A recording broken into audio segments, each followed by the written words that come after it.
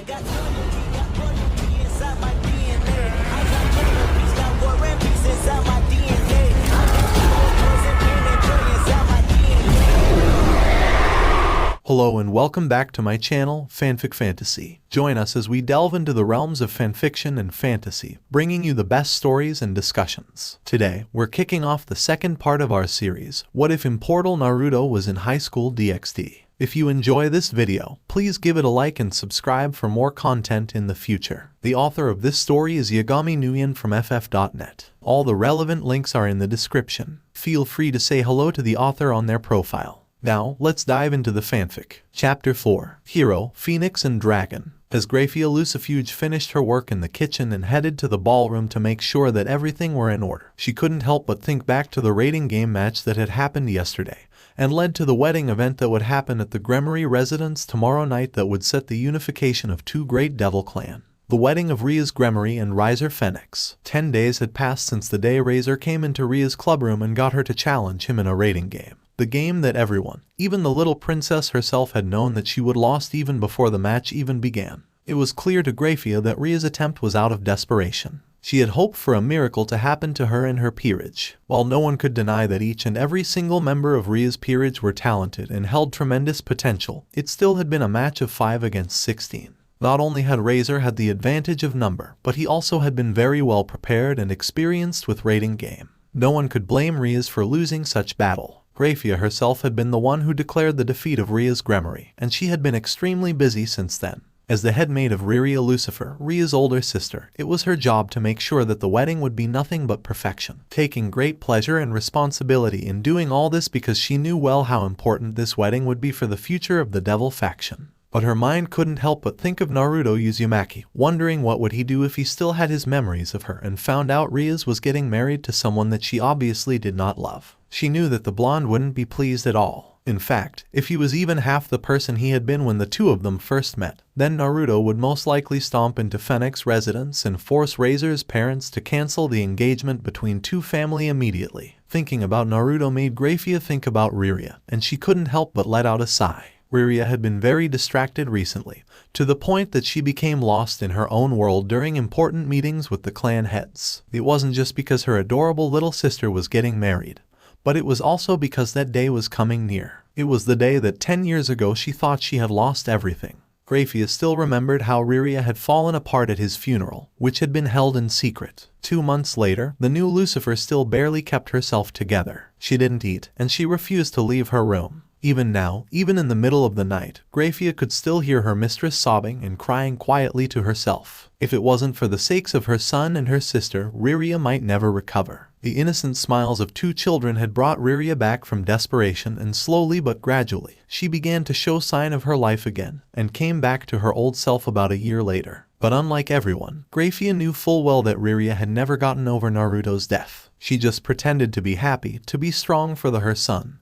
But the maid knew that deep down inside, she was a broken woman. Riria just loved Naruto too much to be able to forget him. But it was also the reason why Riria could never hold on to false hope. The reason why she had lashed out at her queen and best friend when she suggested that it might be her husband when Rias came and told them about the mysterious blonde she had met. One too many times she had met his descendants, and thought they might be him because of the uncanny resemblances. Riria just couldn't believe anymore. Suddenly, the vibration of her phone inside her pocket snapped the silver-haired maid out of her thoughts. Having a feeling that she knew who was trying to contact her, Gremory quickly excused herself to somewhere more private and took out her phone, smiling warmly when she saw the name on the screen. She then held the phone close to her chest, and waited till the waiting time of the call almost came to an end to answer him, sounding as normal as she could. Naruto-sama. Oh, I told you there was no need for such honorable suffix, Gremory-chan. Naruto teased in a playful voice. How are you? I'm fine, thank you, Naruto-sama, she said nonchalantly, but couldn't stop herself from smiling a little. So, how things going with you? Naruto asked. How come you haven't paid a visit to my restaurant yet? I told you I hated ramen, didn't I, Naruto-sama? Ouch, that hurt. The blonde winced before letting out a soft chuckle. Yeah, about that. We also serve all sorts of Japanese foods here, so come sometimes. It's on the house. I see. Then I shall come as you wish tomorrow. Anyway, how's Rias-chan? He then asked. I wanna know why she wasn't at school this morning. You know, I am her homeroom teacher and all that. This raiding game match was yesterday, correct? Grafia frowned. Should she tell Naruto what happened to Rias? It was obvious the blonde didn't like Razor Fenix one bit, and it wasn't because the Fenix insulted him when they first met. Even without his memories, Naruto had shown signs of being very protective of the next heir of Gremory clan.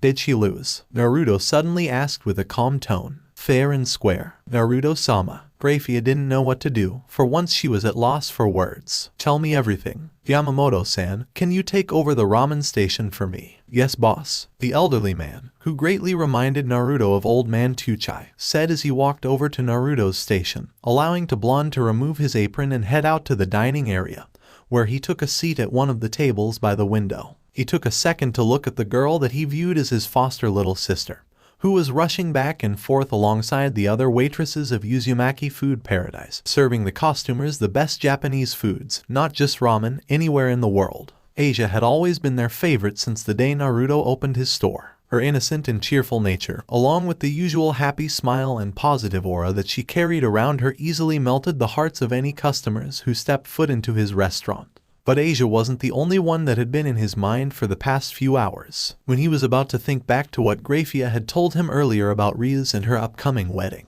he caught sight of a familiar girl wearing a pink dress with a red ribbon tied and a ribbon around her collar, and a decoration like phoenix's tails behind her back, standing just outside of his restaurant, looking cutely uncomfortable under the stare of the local townspeople around her. Surprise, surprise, Naruto muttered humorously as he leaned his head back and started tapping his hand on the table, seeing that the girl was clutching the voucher card he had given her in her hands. So my first non-human costumer is a little lady, and here I thought that it was going to be Rias or Grafia. Deciding that he had let her wait long enough, Naruto stood up and walked out of his store to greet her with a charming smile on his face. Well, hello. Before he could finish, the girl had already interrupted him, pointing an accused finger at Naruto with her other hand on her hip before saying loudly, I have been staying here for the past 3 hours. Why didn't you come and greet me, you low-class man? Wait, you've been standing here for 3 hours? Naruto asked in both surprise and amusement, wolf whistling as he crossed his arms on his chest and looked down at the girl. Damn. Now I have no idea if you were that patient or just being stubborn. He mocked, making the girl puff out her cheek and fume angrily at him, although he couldn't help but wonder why no one seemed to notice her. Like Asia, without a doubt a girl like her would draw a lot of attention. She then looked down, aimed for his foot and tried to stomp it, but Naruto easily took a step back and moved his foot out of the way before her heel could land the blow. Now, young lady, we don't exactly have a special greeting service here, and I also don't remember telling you to wait outside when you come to my humble restaurant. His hand then shot out and grabbed Ravel by the back of her pink dress, making her squeal in surprise as he lifted her off the ground and then turned around so he could put her down in his restaurant there. Just gotta put your foot in like that. Easy peasy lemon squeezy. Gee, thank you, she said gratefully while fixing her dress. Being raised in a high-class environment has its downsides, huh? Naruto asked with a chuckle as he gestured his hand around. I take that you don't need me to show you how to find a table. Why, yes, I know how to do it, Ravel shouted at him, making Naruto cover his ear in a dramatic manner before he followed her to the table where he previously sat. He then looked at Asia and waved a hand to call her over. Asia, come here please. Yes, Oni-sama. Asia smiled and walked to stand next to the table, holding the menu in her hand. Welcome to Uzumaki Ramen, saying cheerfully. She then bowed her head to Ravel, causing the other blonde to look at her in surprise. Give this girl the menu, I think she is very hungry. Hi Oni-sama, Asia said and handed Ravel the menu she was holding. Here you go, miss. Your sister clearly has more manner than you. The girl huffed and looked at the menu, then her face turned into a frown then confusion. I will take, she muttered unsurely, gluing her eyes to the menu as if her life depended on it. How about some yakitori? The immortal Shinobi suggested, before he raised his hand and casually caught the salt bottle that was thrown at his head. Just bring her some takoyaki, Asia-chan, and a cup of lemonade. Naruto looked at his sister, earning a nod from the former nun, who then headed back into the kitchen to inform the chefs of Ravel's order. Thank you. The girl lowered her head gratefully. For someone who had such an attitude toward things that she didn't like, Naruto had to admit that she was quite a well-mannered girl. It's just I never ate these foods before, so, the blonde said while playing with the cuffs of her sleeves, looking extremely uncomfortable. You must eat top-quality food all the time, huh? Naruto asked with a smile. So, what's your name? My name is Ravel, Ravel Phoenix. I'm Razor Phoenix's sister. She paused before continuing. The one you, crashed your forehead into in Rias-sama's clubroom. Oh yeah, I remember him, the dickhead. Naruto chuckled. Please don't call him that. It's rude. But of course, the blonde ignored her. So anyway, what are you doing here at my humbling ramen store, Ravel-sama? Naruto asked with a slight mocking tone, making the daughter of Phoenix Clan puff her cheek out in annoyance. I want to know who you are. Well, sorry, but I don't plan to get a girlfriend right now. Come back when you are a bit more mature and I will consider. Moo, you're so annoying. Ravel complained with a pout before she took a look around, like she was trying to make sure no one was eavesdropping them before turning her head back to him. I want to know if you're really human or not. Naruto raised an eyebrow at that. Now that's surprising. If he hadn't met Grafia and had those just talk meeting with her, then he would quickly dismiss what she just told him and think of the best ways to convince her that she was crazy or had gotten the wrong idea. Here you go. Asia Sudden appeared with a plate of 12 takoyaki, placing it on the table. Please enjoy your meal. She bowed before quickly ran off to serve other customers. So how do I eat this? Ravel asked as she picked up a stick, looking carefully while twirling it around. Just stab into them to pick them up and put in your mouth. You can add chili sauce too if you like spicy foods. Naruto said to the girl, nodded her head. And what is this about me being not human again? I read about you in a comic book for children. Naruto couldn't stop himself from raising an eyebrow at that. Him, in a comic book for children. That's cool as hell. He gotta ask Grafia about that. The next time they met, the protagonist was never given a name, just a title. But the way he looked, the way he behaved, even the way he just randomly offered someone a meal of ramen, are the same as you, Ravel pointed out, and made Naruto's eyes widen even further with what she then told him next. Then I remembered when I was younger, my mother used to tell me bedtime stories of an immortal human who fought for us during the Great War. My mother never told me his name, but she said he used to be a ninja, the same as the one in the comic books, the Shinobi. Holy shit, this kid. Naruto wolf whistled mentally as he looked at Ravel in amazement. She had very good memory, but the way she was able to read him and then pierced everything together had to be the most amazing things he had ever seen from someone so young. This little lady seemed to be a whole lot more than she looked. Wow, this is so delicious. Ravel's squeal made Naruto smile a little. The daughter of Phoenix Clan was eating her second stick of takoyaki with glee in her eyes anyway. You know about that ninja guy, he began, wanting to see how Ravel would defend her opinion. Given time and proper education, this girl might have an incredible future ahead of her. Maybe he's just someone that looks like me. I have met quite a lot of dudes that have the same hair, same face, just not as handsome, and same love for ramen like me, you know. Obviously, because they were his descendants. No, I'm sure it was you, Ravel stated stubbornly. Sorry young lady, but I am not him. Please, you have to save Rias-sama. Hearing that, Naruto raised an eyebrow, looking at the girl who had a look of desperation on her face. Why should I save her? He then asked her in a calm manner, knitting his hands on the table. She lost, didn't she? Rias lost, so she has to keep her promise to your brother. It's their deal. He already knows. How? Ravel's eyes widened. But she is not happy. Naruto stayed silent and let her continue. Rias-sama hasn't come out of her room since yesterday. I don't think she has eaten anything or met anyone since the match ended. Ravel said sadly. My brother won the match, but it wasn't fair for her. Everything is fair in a battle, Ravel. She lost because she didn't prepare for it carefully enough, Naruto pointed out. But it was a match of 4 against 15, with 2 having Phoenix's regeneration power. How is that fair for Rias-sama and her servants? How can you be so heartless? Ravel abruptly stood up and reached into her pocket to pull out big stash of money before slamming it on the table. Thank you for the meal. It's quite clear that you are not the hero in my mother's stories, or those children's comic book. And with that, Ravel stomped out of the store, almost knocking Asia over. Naruto just sat there, his foot tapping impatiently on the floor while he was ignoring all the stares others were giving him. What to do? The blonde let out a sigh as he reached forward and picked up Ravel's money, counting to see how much money she had left behind for just a dish of 12 takoyaki. Making his decision, Naruto reached his hand into his pocket and took out his phone, his fingers dialing the number without even looking. He didn't know why, but he had a feeling that he was not going to regret this decision. Everything is set, Rias-sama, Grafia informed, as she finished casting the barrier spell that would render them and the area around them invisible. Thank you, Grafia. Lucifer smiled. She stepped forward with a bunch of red flowers in her hands. We should hurry, Rias-sama. The wedding ceremony will begin soon. I know, Grafia. It will only take a minute. Nodding at her maid, the crimson-haired Mao turned around and raised a hand, casting a spell that made an enormous crimson magic circle with the insignia of Gremory household appear, covering the entire graveyard. When the magic circle disappeared, stood before the 2 women was a medium-sized gravestone with the symbol of Gremory clan carved on the top. Read. Here lies Naruto Uzumaki, beloved hero, husband and father. A single tear fell from Riria's eyes as she at the name of her husband. It had been 10 years since that day, and not a single day had gone that she didn't try to sneak here to see it if it weren't for Grafia, who constantly reminded her of the duties. 10 years had passed since the day her husband gave his life to save their newborn child. She had been too weak from childbirth to even do anything back then, and her peerage had been forced to leave her side to protect the underworld from a large-scaled attacks from stray devils and fallen angels, leaving Naruto to go on and save Milika's on his own. It had taken her a while, but when she had finally been able to get to find her beloved Naruto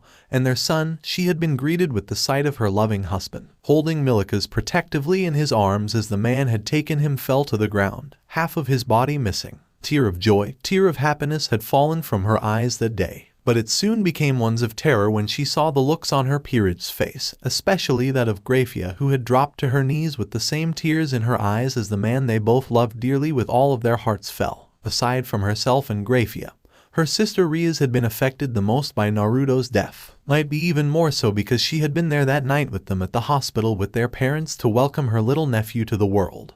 But when the army of stray devils started their attacks on Lilith, Rias had been separated from their parents in the chaos that followed and wandered off to the place where Naruto was trying to save Milika's from his captor, witnessing Naruto being tortured before he was shot to death with a weapon that was designed specifically to kill immortal being like him. It horrified Riria and everyone when they thought about what Rias had had to see that day with her eyes. She had been too young back then, barely 10-year-old, to handle it. Riria didn't know the details because she had been a wreck herself, but Grafia told her that Rias had cried even harder than her for Naruto while screaming his name until she passed out in her mother's arms. And then the morning after, she seemed to have forgotten all about her big brother. A Bale doctor who took care of Rias and Ajuka had looked after Rias and said it might have something to do with her coping mechanism and the natures of her power of destruction, which could erase anything from existence. What she had seen was just far too great for her young mind to handle. Eventually, Rias had suppressed her own memories and her demonic power seemed to have erased the first 10 years of her life from her mind,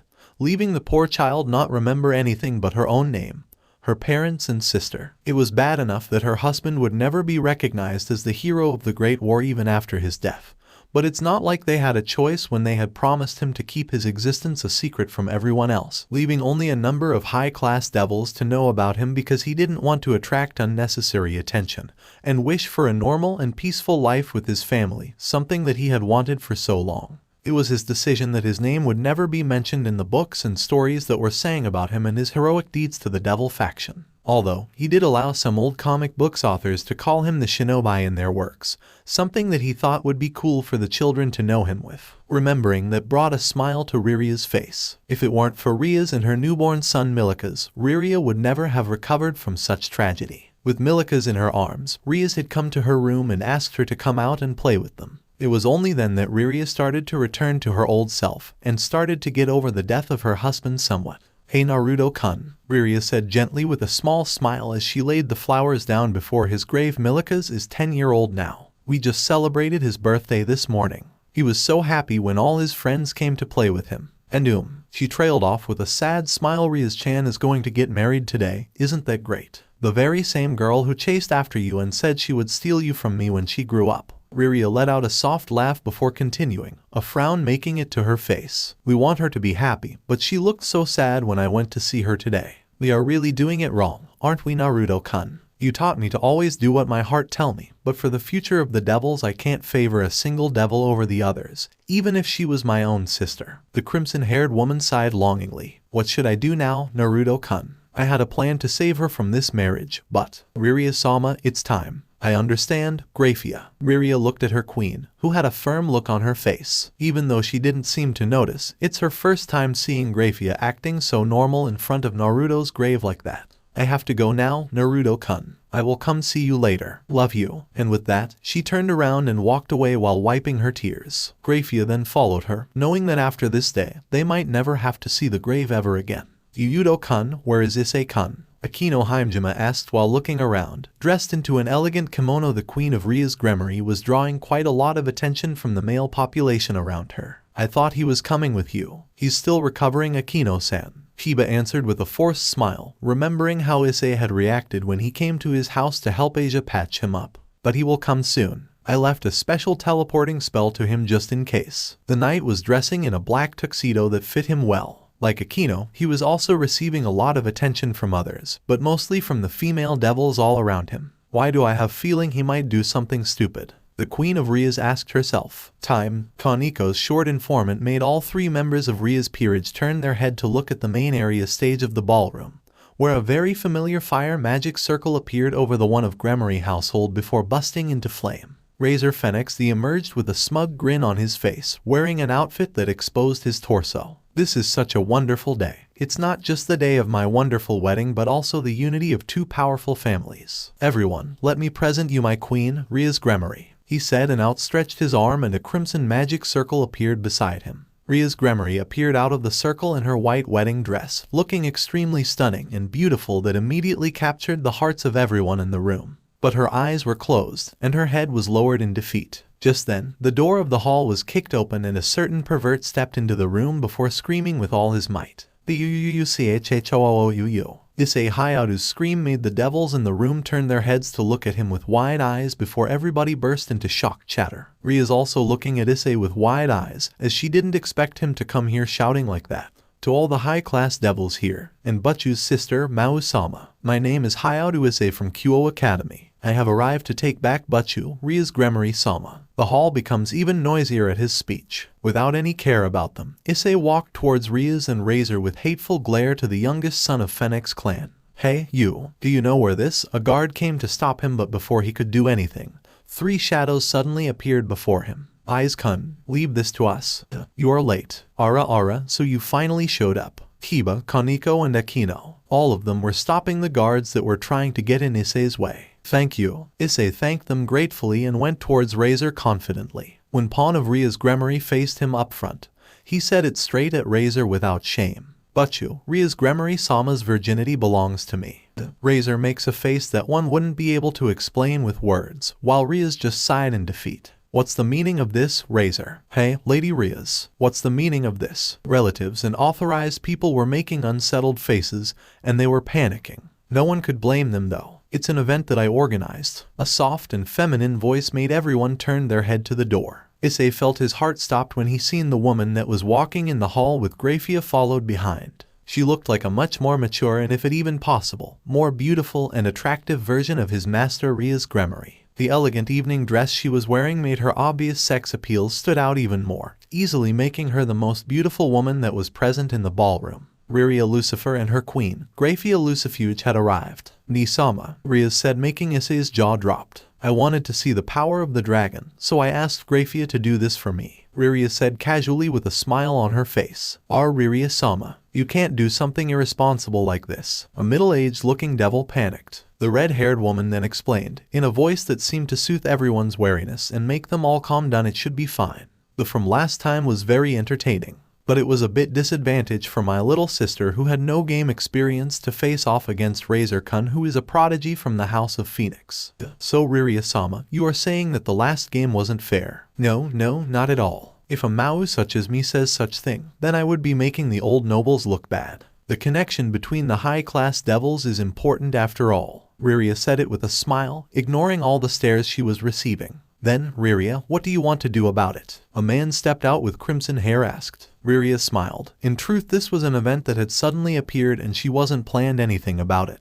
But if she played her card right, she might be able to hello her sister. Father, I want to make my cute little sister's engagement party into a flashy one. Dragon versus Phoenix. Don't you think it's the ultimate event? To stir up the party by having a battle between legendary creatures. There aren't any entertainments which can surpass this. Everyone in the hall became silent with Riria's confession, which then turned her eyes to look at Issei. Dragon user Kun, you have our permission. Razor, can you show your power once more right in front of Rias and I? Hearing the most powerful devil's wish, Razor made a fearless smile. Very well. There is no way I can decline if Riria-sama asks me. This Razor will show his last performance before getting married. Riria nodded before turning her head to Issei. Dragon user Kun, what prize do you want when you win the match? Riria-sama, what are you saying? He's a devil, so we need to give him something fitting for it since we are asking him to do something for us. The Mao smiled and waved her hand carefreely. Now then, I can give you anything. A peerage, or the most beautiful woman.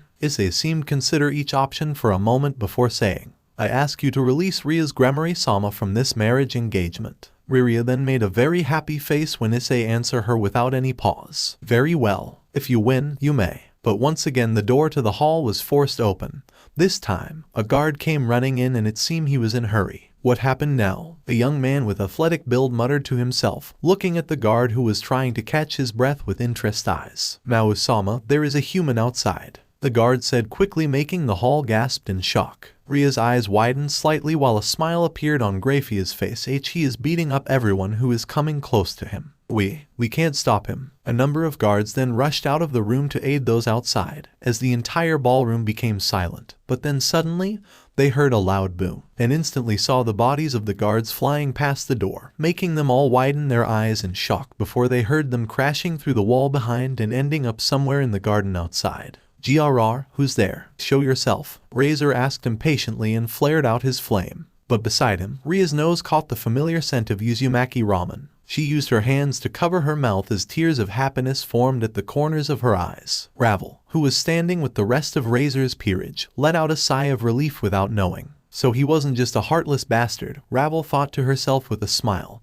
and for the first time in her life, she admitted that she was wrong about something. Ramen delivery. 4. Rias Gremory-chan and sorry for the walls. A young man entered the room on a small bicycle, and a large wooden box sat behind him. He was wearing casual clothes with baggy jeans and orange t-shirt with a cap hiding his face, but anyone could see the grin forming on it. The boy looked at the paper in his other hand before tossing it behind his shoulder casually. Ara, what is going on here? It looks like something interesting has happened before my arrival. Riria instantly recognized him and felt her knees go numb. NNN. She wanted to speak out his name. Her face was that of utter shock as the event of 10 years ago flashed through her mind. She tried to move forward but her legs were too weak and failed her. If not for Grafia, who quickly caught Riria in her arms, she would be on the ground right then. You're that lowly who? Yo, shut the fuck up dickhead, and by the way, your fashion sense sucks. Getting off his bike, the young man pointed his hand at Riser with a smirk while walking through the crowd of devils. I came here to see my students, not talking to you. And with that, he came to a stop in front of Rias. And Naruto, Rias said, making several high-class devils in the room gasp in pure shock, but the Crimson Heiress was too happy to notice them.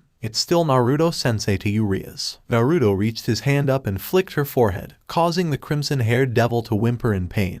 But that didn't stop her from smiling. And by the way, next time you make a promise to me, make sure you can keep it. Naruto then took off his cap of his head and grinned at Rias. After all, it's not every day that Naruto Uzumaki himself will treat you to ramen.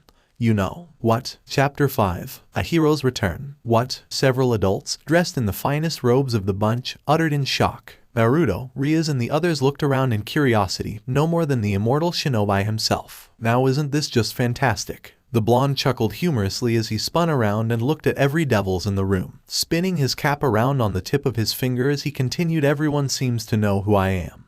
But I have no idea who you lots are. Well, you guys are devils obviously, but can anyone tell me what the fuck I am to all of you? One free coupon at Uzumaki Food Paradise to the one who answers that question, he offered, even though his tone became a bit more serious than before. It's not possible. A male devil stated loudly. You can't possibly be Naruto Uzumaki-sama. Okay, it seems I am well respected around here. That's good. Naruto smirked in satisfaction while rubbing his chin. However, the entire ballroom then exploded in chaos, with several high-class devils wanting to know who Naruto Uzumaki was. But those who seemed to know about him were all screaming and throwing insults at him. Most of them were calling a liar and a poor excuse of a man. The blonde could only chuckle at that, actually not believing that he was actually that famous among them. But what confused him the most was that he didn't know anything about it. Silence. A man with crimson hair like Rias, standing beside a woman who looked exactly like her, spoke up loudly with a very firm voice full of authority, effectively quieting down everyone around him before he turned back to Naruto, asking him with a hint of respect in his tone, you said your name was Uzumaki Naruto, correct? Yeah. Naruto nodded his head.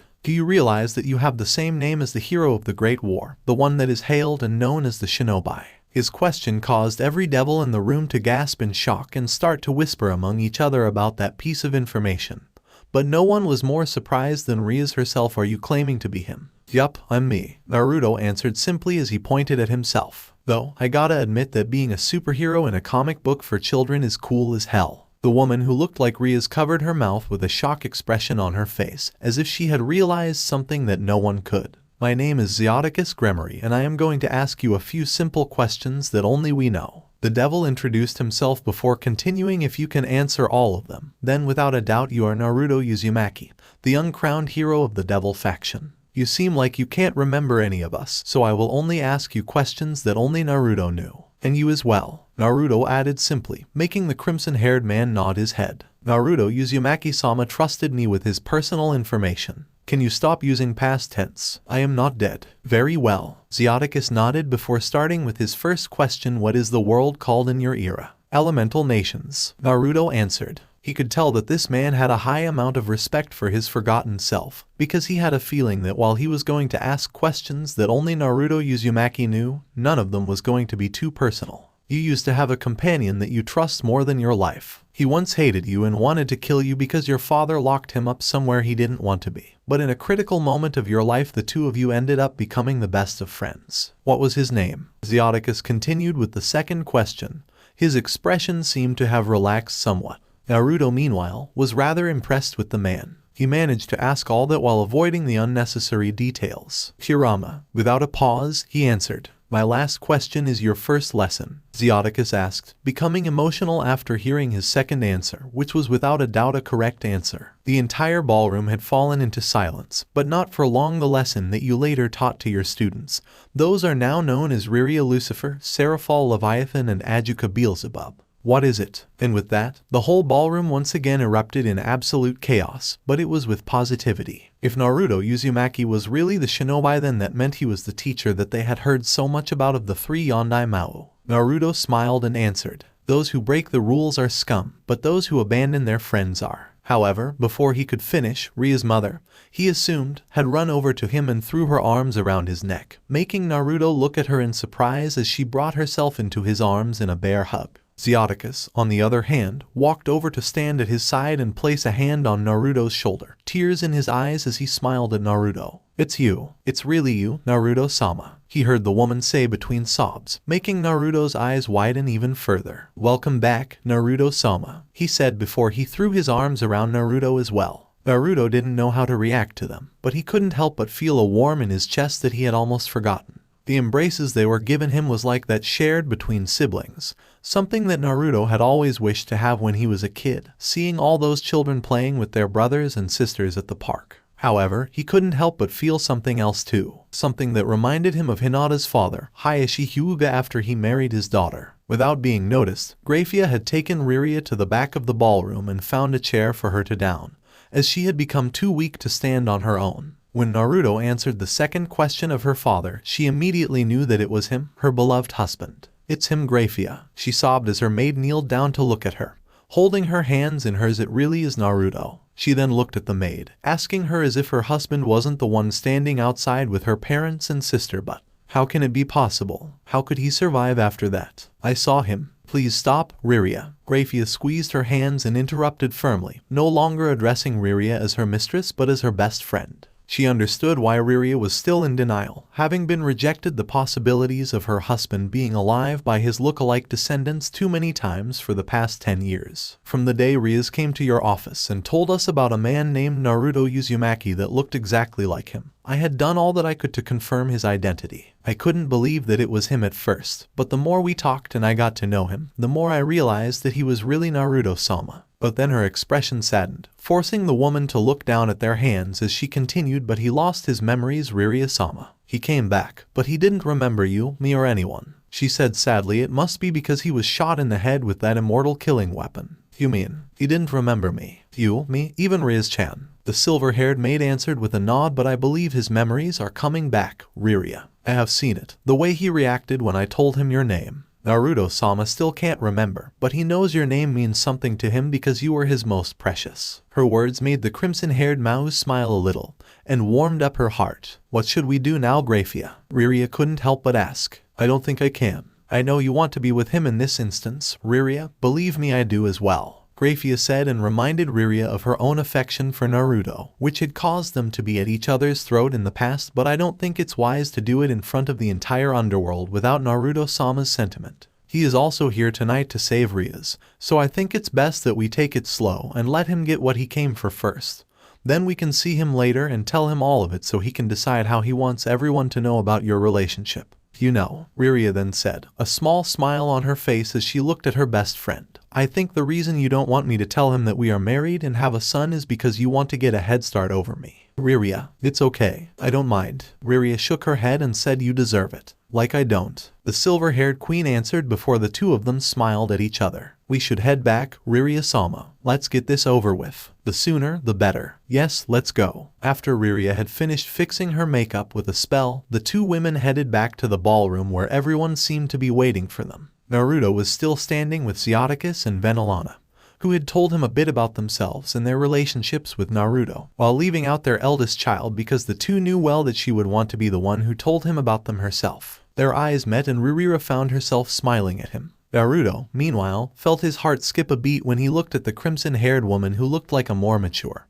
beautiful, and attractive version of Rias walking toward him with a soft smile on her face. There were so many incredibly beautiful women in the room, but this one seemed to be on a whole level of her own, making herself one of the most, if not the most beautiful woman he had ever seen in his life, excluding the memories he had lost. This was, without a doubt, Riria Lucifer, his on and off not a one-night stand Graphia's mistress and Ria's elder sister. My, doesn't this wedding just get a whole lot more exciting? She asked in a sing-song voice. Ouch, what was that for? Naruto suddenly asked while looking at Rias, who jabbed her elbow into his rib. You're drooling at my sister, sensei. The crimson-haired princess told him with half-lifted eyes. No, I am not. Yes, you are. Lucifer-sama, Razor suddenly said upon seeing Riria walking toward them. Being one of a few devils left in the ballroom not believing Naruto to be the shinobi or the hero of the Great War, I don't know what is going on.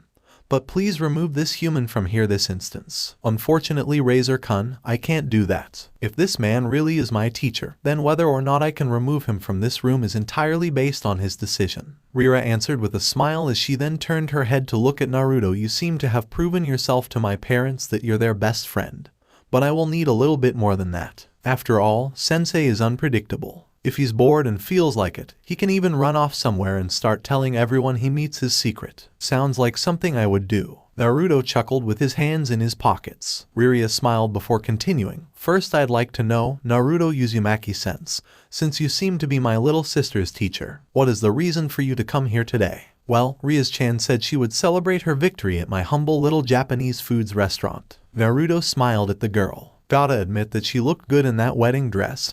He couldn't stop himself from thinking, but unfortunately she lost, didn't she? So I came all the way here to deliver the ramen that would be given free to her if she had won. Then why are you still here? Razor asked with an impatient tone. If you have finished delivering it, then you should go back to where you belong. You're not very bright in the mind, are you, dickhead? Naruto mocked, causing the other blonde to glare hatefully at him for the mockery, and the nickname she challenged you to that rating game match because she wanted to cancel this marriage engagement with you. So while she has lost the match, it will still count as a victory if she doesn't have to marry you anymore, correct? The blonde said absent-mindedly while rubbing the back of his neck. Since I'm her friend and also her homeroom teacher, I'm here to make sure that she has a future to look forward to, even if it means I have to crack some bones and ruin my image as a good teacher today. Hold on a second, Naruto-sensei, Issei suddenly called out with a raised hand out of habit, like a student wanting to voice his opinion. I came here first and already had Mao-sama permission to fight Razor for the sake of Butchu. Plus, you're human, you can't beat him. Let me do it, he said stubbornly. That's right, Naruto-kun. I promised Dragon User-kun here already. She put a finger on her lip and tilted her head to the side cutely, in a very much the same way as her childhood friend, who right now was the Mao Leviathan. Awa, what to do? How about we make it a three-sided battle? Naruto suggested. When Riria addressed Issei as Dragon User, he was very intrigued. You need me to prove that I am the real Naruto Uzumaki, correct? How about putting me up against the dickhead and Hayao-kun here? Naruto put his hand on Issei's shoulder, making him flinch because the grip was really strong. It won't be fair for either of them, but it seems to be the quickest way to sort this out. You know what? That doesn't sound like a bad idea at all. Riria declared. On one side, we have a man with the same name as our hero, she asked and then turned to the other two. On the others, we have a dragon user who holds a great power inside of him, and the genius son of Phoenix household with the power of a phoenix. Hero, dragon, and phoenix. Why don't we see who will be the one that can take away the princess? Riria finished dramatically, but a number of devils seemed to agree with her. Very well, Razor agreed with a nod. I shall defeat Ria's pawn here tonight, and prove to you, Lucifer-sama, and everyone here that this human trash is nothing but a fraud. As if you can. Issei growled back at the Phoenix. I will kick your butt, Razor. You two better watch out, Naruto-sensei. But please don't fail my test after this. He then put his hands together and pleaded. If you win, then I will consider adding 1 point to your test, Hayao-kun. But if you lose, Naruto smirked widely and evilly down at Issei. His face darkened dramatically, making the poor second year shudder and turn pale like a ghost. Regardless of the outcome, he should fail this perv for looking at his sister lecherously during PE class. Great, then let's get started. Shall we? Break. Damn. Beowulf, the descendant of the hero Beowulf, uttered in awe and amazement when he entered the spectator stand, where the devils were gathering to watch the match, and turned his head down to Gremory Residence's massive garden-turned stadium to look at the 3 contenders standing there, focusing his attention on a specific blonde that he thought he would never see again. So, Naruto Aniki is still alive, as expected of him. MacGregor Matthew, Rias bishop and one of the founders of the Hermetic Order of the Golden Dawn, nodded his head as he joined the rest of his mistress peerage. I knew that even a bullet to the head was never enough to take this man down. Surtur II muttered to himself. Riria-sama, are you okay? A creature whose face resembled that of an Asian dragon, instead turned to his mistress asked in concern. I'm fine, Inku-san. Riria smiled at her pawn before noticing Rias walking toward them with the rest of her peerage. There you are, Rias-chan. Ni-sama, she greeted her sister as the others bowed their heads to the crimson Mao. Can I ask you a question? Seeing a nod of approval from Riria, she continued, I can't help but notice that Naruto-sensei seems very close to our family. Then how come I don't remember anything about him? Could it be that it is the accident 10 years ago that made me lost my memories? It is, Rias-chan, but even I don't know the details. Of all of us who stood here, you were the only one who knew how he died, Rias-chan. Riria shook her head and answered, making Rias and her peerage widen their eyes in surprise. You saw how Naruto was killed that night, and it wasn't a slow and painless death. He was tortured by a man who hated him and wished to see him suffer. Before Inku came to become your caretaker, it was none other than Naruto who watched over and took care of you. You two were very close, even closer than me and you back then because he had always been there for you. So his death and what you saw that night caused you to experience a psychological trauma of some sort.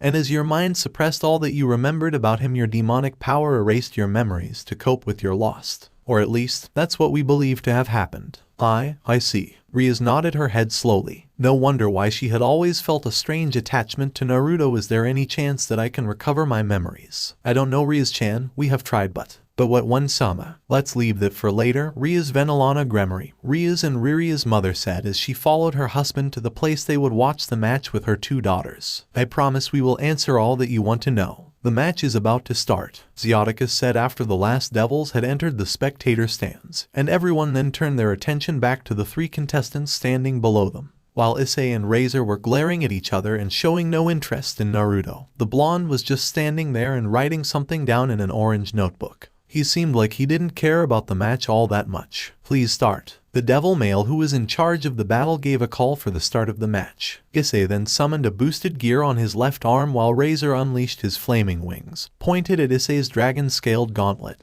Having completely forgotten about Naruto, all of your ability is already cracked. A sacred gear that keeps on doubling the power of the user.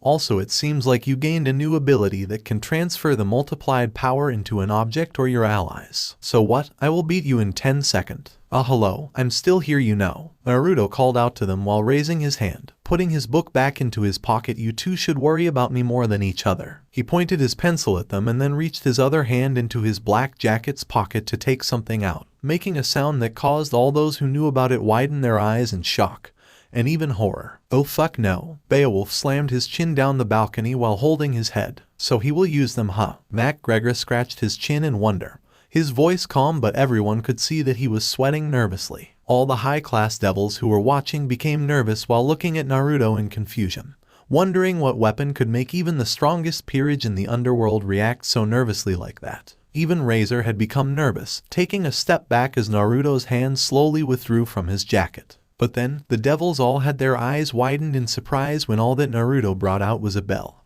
holding it by a thin, but long string. A bell? You must be joking. Razor roared out in laughter. Ni-sama, what is that bell? What power does it have? Rias turned to her sister and asked. No, Rias-chan, it's just a normal bell. Rias shook her head, but the bell itself is not the problem. It is what comes with it. The crimson-haired Mao shivered slightly as she remembered everything Naruto pushed her through to turn her into the super devil that she was. The bell test. It's when he starts fooling around like an idiot while looking down on you and somehow still beats you. It hurts your pride, your soul, your ego, mentally and physically. It is the worst training method anyone could come up with. Surtur II, a well-known cheerful person with a habit of being outspoken, stated gloomingly, completely opposite of his usual self. Seems like I had a lot of fun in the past. Naruto chuckled and held out the bell. This, gentlemen, is a bell. Naruto explained as if no one knew what it was. I was planning to use it only on the dickhead over there.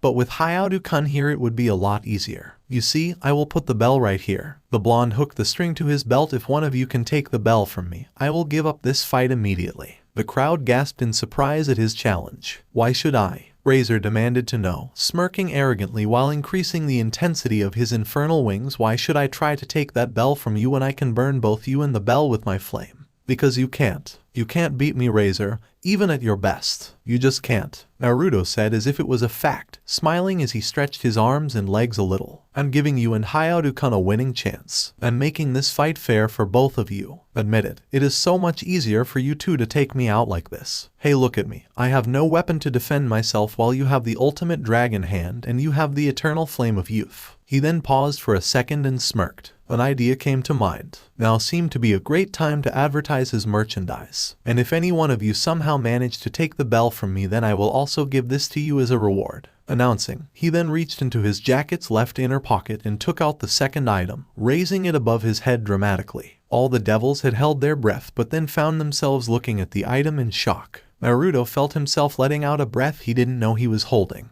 Based on their reaction, it seemed his works were famous here as well. It was a certain book with a very familiar name on it. Aye is TT that. Issei whimpered. Even Razor was having his own shock expression while looking at the orange book. Gentlemen, Naruto announced, this is the next volume of Ika Ika Paradise series, titled Devilish Paradise, featuring some of the hottest and most graphic sex scenes that have ever been written. However, because Holy Maidens have just been released, this one won't even be announced until next year or so. He finished, causing the whole place to once again erupt in chaos, with almost every devil wanting to know how he was able to get his hand on that book, and if he knew who was the mysterious author. Calm down folks. I know that you are all excited. Naruto laughed while waving a hand. Sensei, how? Issei cried, his fingers twitching uncontrollably at the said book. How do you have that book? Please tell me, he asked, while Naruto was crackling in laughter. The answer for that question is simple. Everyone held their breath, waiting for his answer. Ika Ika Paradise was the most famous franchise in the world, even among the devils themselves. Because I'm the author. What? Everyone cried out in shock. Even Riria and the majority of her peerage couldn't control their reaction. Graphia, did you know? The crimson-haired Lucifer asked, looking at her queen who had a look of disapproval on her face. Only recently, Riria-sama. She answered curtly and looked down at Naruto to see him smirking mischievously up at her. If she didn't remember every little detail of the sex she had with him that night, then she would never know that he used her as an inspiration for a female character in his previous book.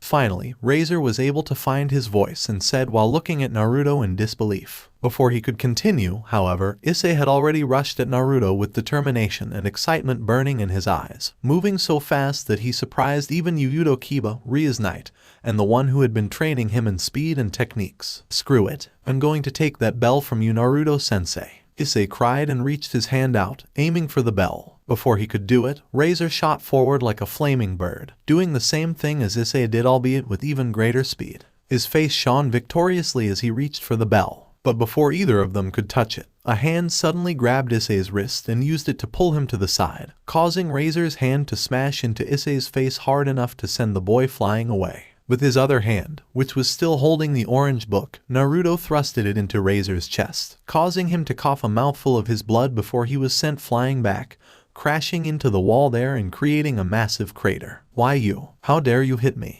Razor growled murderously as he removed himself from the wall, feeling himself heal back to normal. It felt like his heart had been shred inside his chest when Naruto thrusted his hand at him. What? You will tell mommy and daddy? The blonde mocked humorously, before he sidestepped to dodge an Issei who tried to sneak attack him from behind. The pawn or Rias recovered as fast as he could, and pushed his feet onto the ground to launch himself at Naruto, who then blocked his punches with little to no trouble at all, without any trouble even if it was his gauntlet. Issei boosted up his strength to increase the power of his punches, but Naruto still parried them almost too easily for a normal human to do. "Stop blocking," Issei then yelped in frustration. "Well, if you insist." "Really?" "Nah." His face fell immediately and also, literally, as Naruto thrust his elbow down his back, sending him crashing onto the ground beneath him. The devil's attention then turned to Razor, who created a massive fireball above his head and then threw it at the other blonde. "Die!" Razor cried out, but then felt himself being kicked toward his own fireball from behind by none other than Naruto himself. The fireball exploded as Razor crashed into it. Dragon shot. Naruto turned his head when he heard a shout and saw Issei unleashing a red beam of energy at him, with so much destructive power in it that the ground was shattered and blown up as it traveled toward Naruto. Much to everyone's shock, Naruto then raised his hand and blocked the beam with his own palm, causing the energy to be scattered everywhere around him. He then rushed forward and pushed Issei's beam back before delivering a punch to Issei's face, knocking him away. Riser then emerged from the cloud of smoke generated from the explosion of fireball and attacked Naruto from behind with his entire body soaked in his flaming wings. A massive explosion occurred, blasting off the ground around them and forcing many devils to raise their hands to protect themselves from the shockwave. Riser smirked victoriously. But when the smoke cleared, Naruto was revealed to be standing on an enormous toad the size of a small car, which was holding Razor's flaming hand with its front limb, smirking widely while looking at Riser. The toad then opened its mouth and unleashed a blast of water at Riser, which then turned into a vortex when Naruto lowered himself down on one knee and put his hands on its head. The water vortex smashed Razor into the wall and held him there for several seconds before Naruto and the toad ended their attacks, leaving the third son of Fennec's household soaked. "You seem like you need to cool down," Naruto said casually as he walked down and let the toad return to his home in a cloud of smoke. "As one-sided as it is, this battle sure brings back a lot of memories," Zyotaka said with a fonded smile as he looked down at the battle below him. "What do you mean, Aru-sama?" Rias couldn't help but ask as the others looked at him in interest. "Your sister, Serafal-sama and Ajuka-sama were all trained by Naruto-sama." Naruto turned his head and listened in interest. "I still remember those days when your sister and the other tried to take the bells from him for an entire morning. 3 students, but there were only 2 bells. So obviously it was a test of teamwork, but because Naruto-sama also wanted to test their individual strength, he twisted the test and added a punishment. The one who was unable to get a bell in the end would be tied to a wooden log and watched while the other 2 as they had lunch." "Seriously?" Rias asked in disbelief. "And they were also forbidden to eat breakfast beforehand." Then Alana finished. "Wow, I would never think it would be that extreme," Beowulf admitted in surprise. Naruto chuckled. "So, who was the one being tied up the most?" he asked, remembered the bell test with his first sensei and teammates. "Riria, one Sama." Rias turned her head and looked at her sister in surprise, not expecting her sister, the most powerful devil in the entire underworld, to be the one who was punished the most. "I was overconfident, Rias-chan," Riria answered in embarrassment, ignoring the chuckles of those standing around her but not from the one who she deemed her best friend. As Riria tried to reason with her queen, who had a rather satisfied smile on her face, Naruto was recalling a memory he didn't know that he had, similar to those that he had been having the past few months. It was of a teenager Riria and 2 other children that he believed were the other leaders of the devil faction. In the memory, Riria was tied to the wooden log and had a cute pout on her face as she glared at him while her 2 friends were sitting on the side and eating their lunch boxes eagerly and happily. So the crimson-haired woman he had been seeing in these visions, which were clear to him now were his lost memories, was indeed not Rias. It was Riria. Naruto turned his head to the side when he felt danger coming, and leaped into the air just in time to dodge another fireball that was thrown at him by Riser. In the air, the blonde spun around and threw a windmill shuriken at Riser, who smirked and was about to burn it with his phoenix fire, when suddenly the shuriken exploded in a cloud of smoke and another Naruto emerged to punch him in the face, smashing him into a wall before vanishing. Issei then came at Naruto with another dragon shot, attacking him at point-blank range, but once it ended, his eyes widened when he saw that in the blonde's place was a destroyed wooden log, leaving him confused for a second before he felt himself being kicked from behind. "Is that it?" Hayao-kun I can understand because he's inexperienced and driven by sheer desire alone. "But what about you, Razor?" he asked, looking at the Phoenix and using his name for the first time, who was on one knee. Naruto could see that while he had impressive regeneration power true to his Phoenix-related powers, it was incredibly taxing on his body if he continued to receive damages from attacks like the ones Naruto had been giving him, which did not just break bones, but also shatter his internal organs. A mere human would have ended up dead by now. Shut the fuck up.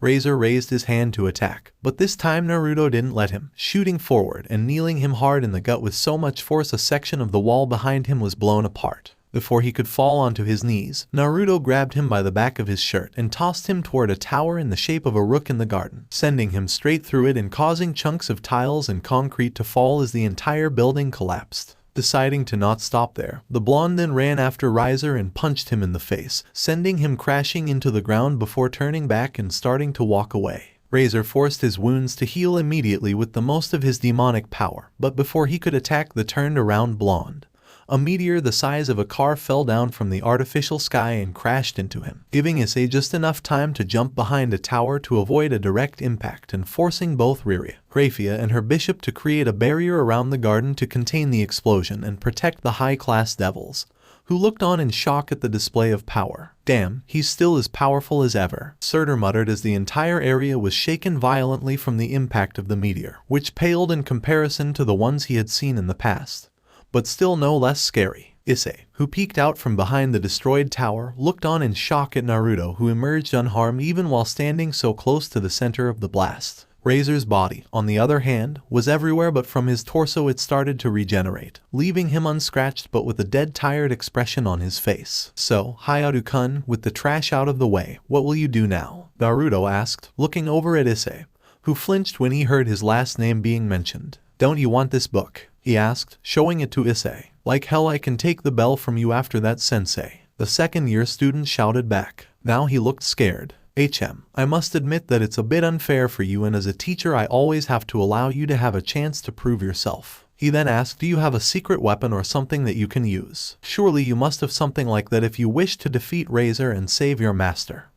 Yeah, but I cannot use it long. 5 seconds, sensei. Alright then, Issei-kun. In that 5 seconds, if you can cause this bell to make a sound, then I'll let you borrow the book for a week, Naruto told him, making the brunette widen his eyes in surprise. Of course, on the condition that you keep what you read a secret. Really? Yup, you can trust me on that one. Naruto smiled and put the book back into his jacket. YOSH. Then I will show you that I can do it, sensei, Issei declared and leaped out of his hiding place. Turning over to Rias, he shouted, Butchu, please let me use promotion. Butchu looked doubtful for a moment before nodding at his request. Issei declared and promoted himself to the ultimate piece, making Naruto look at him in interest because he could feel a wave of power coming from within the boy. Now that was an interesting power. Shi-Yuan. Overboost. The jewel in Issei's sacred gear released a red light which soon shone throughout the entire garden. A deep crimson color aura then covered the pawn of Ria's Gremory as armors materialized from his power and put themselves together around his body, forming an armor that of a dragon. Come, Naruto took a stance, one hand behind his back and the other extending forward. Issei then punched both of his fists together to create a massive orb of demonic power, shaking the entire garden under its power, before launching it at Naruto. Byakugan, Naruto called out, and the color of his eyes shifted to a pale lavender. The blonde then turned his hand around and let his palm face forward, unleashing his chakra from there toward Issei's attack, causing it to explode between them. As he had expected, the pawn of Ria's Gremory then emerged from the cloud of smoke before it could disperse, launching himself at Naruto with a booster-like jet on his back. The blonde then moved his body swiftly to the side to dodge the punch, catching Issei's gauntlet, and then used his own momentum to throw him into a wall. But the armored reincarnated devil recovered in midair, and pushed his feet into the wall to launch himself back at Naruto with his fists rearing back. Naruto was about to block, when suddenly Issei's armors broke apart and vanished, causing the boy to stumble clumsily while continuing to run toward Naruto. Right at the moment Issei was in front of Naruto, he shot up and threw his left fist at the math teacher. Naruto, having fully seen it coming, blocked the punch with the back of his hand. Before he could finish, however, he felt something coming from below, and shot his other hand down on poor instinct just in time to stop Issei's foot from coming in contact with the belt. It did, however, on the tip of Issei's sneak. While not a sound was made from that, the round belt then rolled around and fell off from his shoes, making a ring. Yes, I won. The brunette cheered, throwing his hands in the air in victory, but not for long as Naruto sucker punched him in the face, knocking him down and back. Hey, what the hell, sensei? He then widened his eyes when he realized there was an orange book resting on his chest. You're lucky, you know that. Naruto pointed his hand at him and said with a tick mark on his forehead, give it back to me after a week, and not even a second later. Got it. Yes, sensei. Issei cried before he fell down on his back, his body at its limit from using scale mail. The blonde looked at him for a second before he let out a chuckle. He then turned his attention over to Razor when he heard a growl from him, and saw the phoenix crawling his way out of the crater the meteor had left on the ground still have the strength to stand. Or is it just your inflated ego forcing you to do it? He asked absent-mindedly. Do you even know what you are doing? Razor growled hatefully as he looked at Naruto. His flaming wings burned weakly on his back. This wedding is important and necessary for the future of devils. It's not something a human like you can butt into. No. Naruto answered casually. He then raised his hand, and Razor suddenly felt a powerful force that pulled him toward Naruto, who raised his fist and spun it around at his wrist a few rounds while waiting for his moment to strike. And I don't care. With that said, he threw his fist at Razor's face, breaking his nose and teeth before sending him back. As he fell down several feet away, his broken nose and bloody mouth were still there, showing that Razor had run out of demonic power and done for. It's over, Rias announced winner, Naruto Uzumaki. Chapter 6, of Past and Future. You have got to be shitting me. Naruto Uzumaki said as he pointed his hand at the tuxedos Vanillana Gremory was showing him. There's no way I am gonna wear one of those things. Vanillana shook her head and said sternly, like a responsible older sister scolding her younger brother for his lack of manners, come now Naruto-sama, it's a party. Every high-class devils and their heirs will be there to greet you, some of them for the first time, so you want to look good in front of them. What's wrong with my outfit? The blonde asked as he looked at himself in the full-body mirror, grabbing the front of his dark jacket in both hands. Damn, I look good, he said, more to himself than to Vanillana while smirking in self-satisfaction. Rias will be in a dress. Do you want to make her look bad? Wait, she's my date. She is. The blonde wolf whistled mentally at that. Vanillana then looked at the tuxedos, wrapped carefully and neatly in plastic wraps, for a second before she put it down the chair behind him and said, nodding her head with her arms crossing under her ample bust, pick what you want to wear. They used to be yours after all, so I didn't get any taller. The blonde asked as he looked at himself in the mirror. Truth to be told, since the day he became an immortal, Naruto had never bothered to pay attention to his height, weight, or even his physique. Since his metabolism had always been stronger than that of humans, he could eat as much as he wanted and never had to worry about getting fat. He just needed to work out daily to keep himself in shape, since the ladies loved that, and his novel writing days usually involved a lot of women's attention. I don't think so. Vanillana shook her head and walked toward him to put her hands on his shoulders. But I'm glad that you are still the same Naruto I remember. The blonde couldn't help but smile at her. From what he had learnt from Vanillana and Zeoticus, he had been friends with them for a very long time. When he discovered the existence of the supernatural worlds, the Baal, the devil household Vanillana originally came from, had been the first devils that he met. Learning that their lifespans were approximately 10,000 years, maybe more, Naruto had decided to stick around them and met Vanillana for the first time when she was around 17, developing a brother-sister relationship with her even though she had always viewed him with the utmost respect, which made him wonder how many years' worth of memories that he had lost. Clearly it wasn't just about 300 years as he had thought. Moreover, the devils, angels, and fallen angels had been around for so long, and yet he didn't remember meeting any of them since the day he started wandering around the world. It was as if someone had manipulated his memories, removing all the necessary details while adding just enough for him to not notice that there were gaps in his memories. How and why and who? Naruto would love nothing more than to find out. From what he heard, the day he died his brain had been blown to pieces by an old foe that he encountered in the Great War between the three biblical factions with a god-killing weapon specifically designed to kill him. While he did come back alive, he doubted they were the reasons. Say, can I ask you a question, Vanillana? Naruto suddenly spoke up with one hand in his pocket, and the other messing up his front bangs. It's obvious you and Zeoticus both want Rias to be happy. Vanillana nodded, knowing full well what he wanted to ask her, but why would you continue to marry her to someone she doesn't love? I believe it came from our sense of duties to our faction. Vanillana began calmly, not trying to avoid his gaze. After the Great War, we suffered an excessive loss of population, and 39 out of 72 great devil clans, the pillars, were destroyed in the conflict. There wasn't much left of us after the war. In the hope of maintaining the pure bloodlines and creating new, powerful devils for the sake of our future, many devil clans began to arrange marriages between each other. Sometimes, the engagements were made even before our children were born to form alliances between households, and because our fertility rate is extremely low, it usually requires us parents years, centuries even to give birth to a child. I myself was engaged to Xioticus of the Gremory before I was born. Venelana continued with a heavy sigh, remembering the way Rias had always looked at Rias. I too didn't love him when we first met, but I had my duty as the daughter of Baal to fulfill. But Xioticus was a very good man. He treated me with kindness, passion, and love, and before I even realized it, I was in love with him. Our wedding wasn't a good one, but thinking back to that day, I didn't reject saying I do to Xioticus. That's when I know that love can be born from something like engagements. Rias fell into the same situation as I was when we made that marriage engagement with the Phoenix, but I was a fool to think that Rias would end up accepting it like me. She was well aware of her duty to her family and to us devils, but deep down, she's a rebellious girl who can be impatient and selfish at times, making her unable to accept that she had to marry someone that she didn't love. Well, quite frankly, I do think the problem starts with Riser. Naruto let out a soft chuckle and spoke up. For the first time, guys like that usually love themselves more than those around him. Rias is a smart girl. She might have seen that, and quite frankly,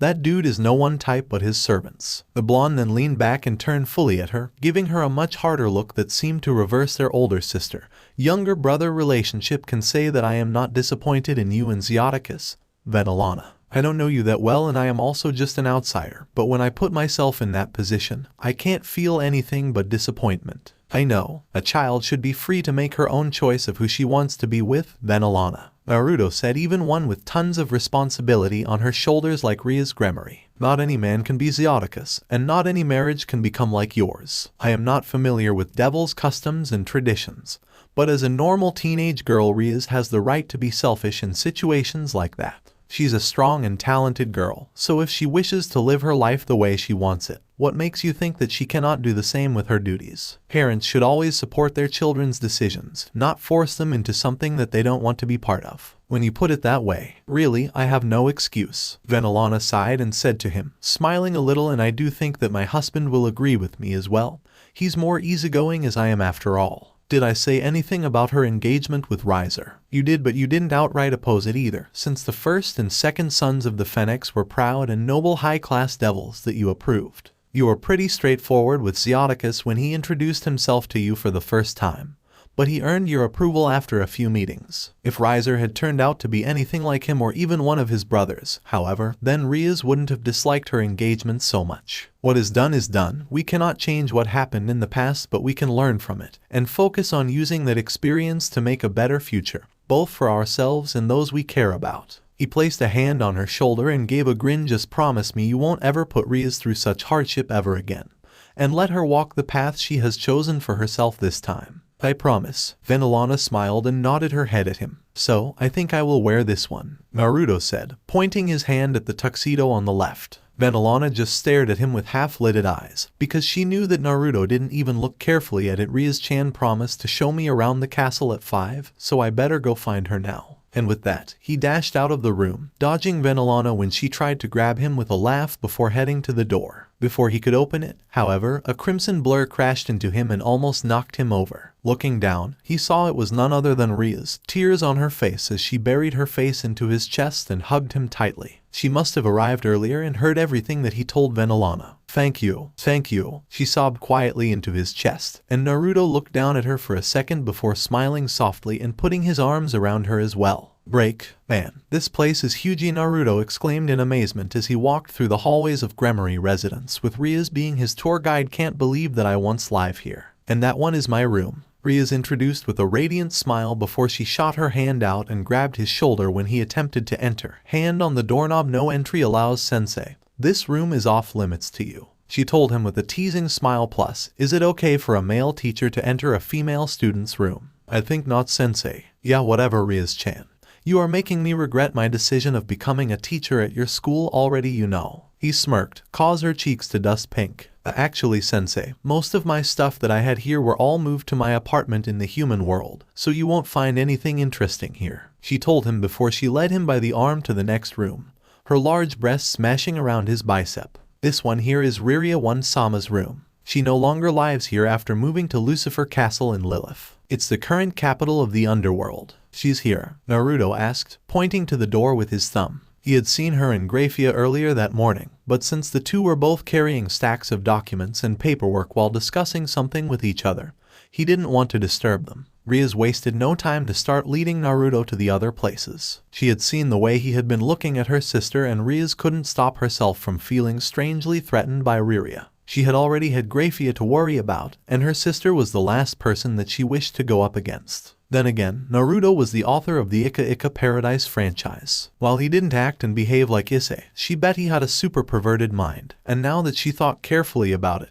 the recently published novel had one of the main female protagonists that were a bit like her queen and best friend Akino. Judging from the fact that Naruto possibly took inspiration from his real-life experiences, she wouldn't feel surprised if the next one had a girl with crimson hair or even a pair of twins. Hey, Rias-chan, I have been wanting to ask, but... Looking back at the room behind him for a second before turning back to Rias, Naruto questioned curiously, does your sister have a boyfriend or even a husband? She doesn't, but she has a son. Rias explained, his name is Milika's Gremory. Naruto raised an eyebrow at that. But then Rias glared at him suspiciously. Why do you want to know if she's single or not? You're not trying to make a move on her, are you, sensei? Me? No, of course not. The blonde chuckled. But then he asked, so you don't know who the father is? Yes, and she used to get into a lot of troubles for that, so I have never tried to press her to tell me. Rias nodded in confirmation before trailing off. I might have met him, but I lost 10 years worth of my childhood memories after all, so it's hard for me to tell. Hey, don't worry, Rias-chan. I know how you feel, Naruto said, giving the girl his best nice guy grin when he felt that her mood was down. We're on the same boat here after all. Thank you, sensei. Rias smiled and leaned her head on his shoulder. Break. Heya. Good evening, kiddo. Wearing the tuxedo he had worn earlier that morning, Naruto greeted Issei while walking down the stairs that led to the ballroom of Gremory residence, where his welcome back party was being held.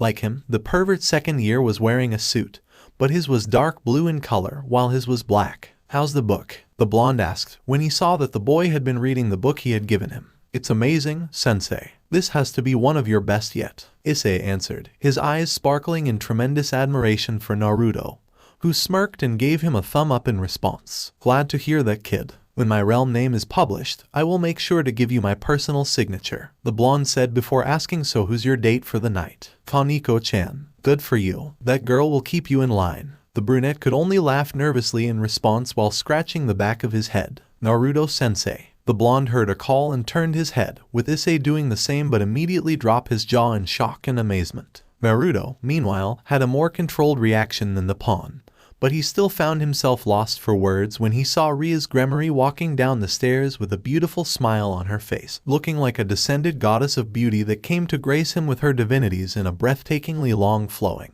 off-shoulders white dress that showed off a fair amount of her dress to keep a sense of modesty. Ria's long crimson hair was tied back into a messy but elegant bun at the back of her head, and her face was adorned with light makeup, just enough to accentuate her natural beauties. Damn, Naruto uttered in amazement as Rias came to stand in front of him. You know what, Rias-chan? Just for tonight, I will let you call me Naruto. There's no need for the sensei bullshit. A beautiful young woman such as you deserves that much. If you insist, Naruto-kun. Rias nodded her head and then returned the favor after she had eyed him up herself. And you don't look so bad yourself, she told him, making the blonde smirk confidently before turning her attention over to her pawn Issei. Shouldn't you catch up with Kaneko right now? She has already arrived, you know. Really, I need to hurry, Issei said after snapping out of his daze and quickly ran off into the ballroom, leaving his king behind with Naruto, who then offered her his arm. So, shall we? Naruto offered Rias his arm, which she happily took and linked her arms around his. Naruto then led her toward the door and pushed it open to enter the room with her, where he was greeted by the sight of one of the fanciest and most elegant parties he had ever seen in his life. There were a lot of devils in the ballroom, and it seemed to be even more crowded than Ria's wedding. Judging from their facial expressions, from serious to somewhat laid back, Naruto could see that most of them were the older devils that were leaders or their respective household. But there were also a number of young devils around. From what he could learn from Zeoticus, devils were able to use their demonic powers to appear much younger than their physical age. making the older generations look as if they were the same age as their children. When Naruto and Rias had entered the room and the door had been closed behind them by a pair of guards, all eyes were immediately turned to them and Naruto couldn't stop himself from feeling a bit uncomfortable. But the immortal shinobi was aware that he had already gotten himself too deeply involved with these devils to pull himself now, so he knew best that he got used to it. Welcome back, Naruto-sama. It's good to have you back, Uzumaki Dono. It's a great honor for me to finally meet you, Lord Uzumaki. My parents have told me everything about you. In just a few minutes after entering the ballroom with Rias, who had taken the liberty of introducing everyone to Naruto, the blonde had received all kinds of greetings and done more handshakes than he could remember, feeling like a celebrity in a room full of fans and those who idolized him. Naruto had never experienced it before, but he knew that to be famous and well known for something you couldn't wasn't easy. It reminded him of how he used to be hated just because he had Kurama inside him, only this time that it was completely opposite. You seem to be enjoying yourself. Naruto smiled at Rias, wandering off to the side. Of course I am. Rias smiled as she leaned even closer to him, believe it or not. This is my first time going to a party without Razor as my date. It's kinda refreshing now that we are no longer engaged and I am not being recognized as his fiancée anymore, thanks to you. I see. Naruto let out a soft chuckle as he started looking around. Everything here just feels so new to me. You will get used to it soon, so don't worry, Naruto-kun. Rias smiled up at him. Ara, you look like you are enjoying yourself, Rias-sama. The familiar, amused and somewhat gentle giggle of the queen of Rias Gremory made the couple turn their head, seeing Akino Himejima walking toward them with the rest of Rias' peerage behind her. Though, Kiba Uyudo was the only one smiling, while Kaneko had her usual blank expression on her face, and Issei Hayao was holding his hip and looked like he was in pain. Akino, everyone. Good evening, everyone. How are you all doing tonight? Naruto greeted them with a smile of his own. We're doing very well, sensei, thank you. Akino lowered her head. For Kiba and Kaneko, there was no introduction needed, since he had been teaching math, history and PE at QO and had talked to both of them in his classes. If anything, he was more interested in their roles in Rias' peerage, which seemed to be based on chess. So everyone, here is your peerage, Rias-chan. The blonde turned to his date, earning a nod to his question. Yes, there's another, but he's not good with crowded place like this. Naruto raised an eyebrow at that as Rias continued with pride in her voice, but everyone here are all my adorable servants and my family. I see. Before Naruto could say anything else to them, they were approached by a family of devils, all of whom had blonde hair and blue eyes. Because she had introduced herself to him before, Naruto instantly recognized Ravel Phoenix. So the two devils that came with her must be her parents, with her mother looking like her daughter, Ravel, with the only exception of her hair being done up very high with ornate hair decorations instead of the twin tails drills like her daughter. Well damn, this is awkward. Naruto chuckled to himself, earning a jab from Rias before she and her servants lowered her head to the two older devils. Lord and Lady Phoenix, I assume. Naruto-sama. As Lady Phoenix and Ravel Phoenix lowered their heads elegantly, Lord Phoenix shook hands with Naruto as the taller blonde offered him a friendly smile. From what he had learnt earlier that day from Venolana, he seemed to be friends with the man, though not as close as he was with Xiaticus. The man reminded him a bit of Razor, but he did not have the arrogant expressions and carried himself like a true noble. Welcome back. At ease, my subjects. Raise your head. Naruto stated in a deeper tone and held out his hand in a kingly manner, making everyone look at him in surprise. Come on. Enough with the bowing and the respect already. I am not a king, am I? The leader of the Phoenix household just shook his head with a smile and answered him. But you deserve to be treated like one, Naruto-sama, after all that you have done to us devils. Didn't I just crack your son's skull yesterday? Truth be told, I think this defeat will do him more good than harm. Lord Phoenix shook his head and said, we are immortal because our powers reflect that of the immortal phoenixes. But that doesn't mean we cannot be killed or that we are at the top of our society. Riser has grown arrogant and become too confident in his abilities to the point he disregards even those that are stronger than him. Hopefully, by being defeated by someone of your status, he will finally learn some humility. Naruto stared at Lord Phoenix for a second before laughing. You know what? Any man who can accept that his son is an ass and hope that being defeated will improve his poor qualities is okay in my book. The blonde finished. So you are okay with me ruining your engagement with the Gremory? This time, it was Lady Phoenix that answered his question. It's quite clear to us Razor cares more for his own status and reputations than he will ever care for Rias and her feelings. The woman said with a heavy sigh. It must have been difficult for her to accept that Razor was not one she wished him to be, which she had the rights to with how he was. Just make sure he doesn't run off and become even more of a brat than he already is. I give your son a beating, but I do not wish for myself or anyone to do any worse than that.